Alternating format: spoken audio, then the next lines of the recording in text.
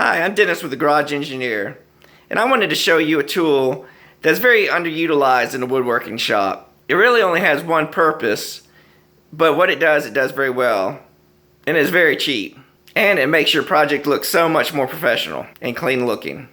This is something I use in some of my woodworking projects where I want to hide screw holes or any type of hole. It's called a plug cutter set, and this is a little different. And you can always buy plugs to stick in your project, but what if you're using walnut or some exotic wood? So you can make your own. So basically you can do this by hand, or I like to use it in my drill press. So if you haven't used one of these before, basically you just mount it in your chuck, you get your piece of wood that you want.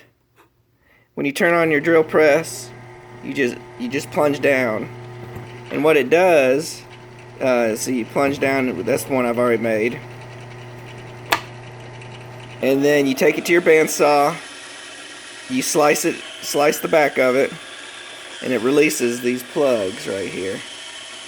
These plugs are slightly larger. There's different sizes. The ones I cut here are 1/4 inch, and they're slightly larger than a 1/4 inch drill bit. And then you come back and put one of these plugs in the hole.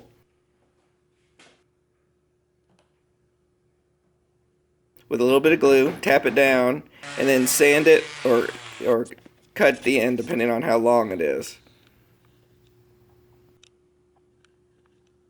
Now the plug cutter is one of those tools that's very simple. It really only has one main purpose. It's not one of those tools that has a lot of different uses for, but what it does very well. And also it can help on your projects that you're using woods that you can't just buy a pre-made plug for. So the one I used was a Harbor Freight. It was like $3 for that set. I'll have a link below down in the comments for an Amazon product that if you're interested in getting one through the mail, you can order that. And by clicking on the link, that also helps the channel and doesn't cost anything extra to you. So until next time, go make something.